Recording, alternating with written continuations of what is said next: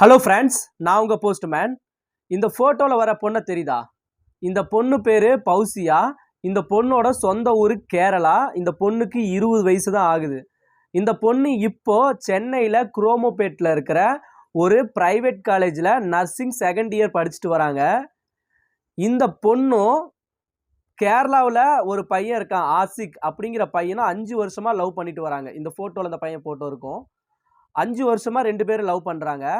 5 வருஷமா லவ் பண்ணது மட்டும் இல்லாமல் இவங்களுக்கு 16 வயசுலேயே கல்யாணமும் ஆயிருக்கு. 16 வயசுலேயே கல்யாணம் பண்ணி ஒரு குழந்தையும் பிறந்திருக்கு. அந்த குழந்தைய கர்நாடகா இருக்குது பார்த்தீங்களா, அங்கே ஒரு அநாத ஆசிரமத்தில் சேர்த்தி விட்டுருக்காங்க.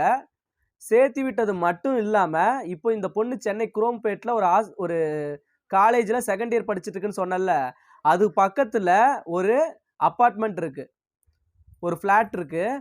அந்த ஃப்ளாட்டில் இந்த பையன் ஆசிக்கு வந்து கேரளாவில் இருந்து சென்னை குரோம்பேட்டில் இருக்கிற ஒரு ஃப்ளாட்டுக்கு வந்து 2 பேரும் அடிக்கடி ரூம் போட்டு தனியாக இருந்திருக்காங்க.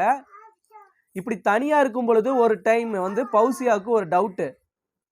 ஆசிக் மொபைல் எடுத்து செக் பண்ணுறா. செக் பண்ணும் பொழுது ஆசிக் வந்து நிறைய பொண்ணுங்க கூட தனிமையில் இருந்து உடலுறவு வச்சுருந்துருக்கான், செக்ஸுவலாக இருந்திருக்கான்.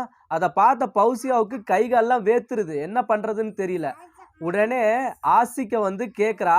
ஆசிக் வந்து காண்டாயி கம்முன்னு இரு பௌசியா, அவ்வளோதான் உனக்கு லிமிட்டு அப்படின்னு சொல்கிறான். பௌசியா வந்து அதெல்லாம் கேட்கவே இல்லை. உடனே ஆசிக் என்ன பண்ணுறான்னா அவனோட டிஷர்ட்டை கழட்டி பௌசியா கழுத்தில் இறுக்கி கொண்டுறான். உடனே அது மட்டும் இல்லாமல் கொஞ்சம் கூட பயம் இல்லாமல் பௌசியா செத்து கிடக்கிறா பார்த்தீங்களா, அதை ஃபோட்டோ எடுத்து வீடியோ எடுத்து ஆசிக் தன்னோட மொபைலில் வாட்ஸ்அப்பில் ஸ்டேட்டஸாக வைக்கிறான்.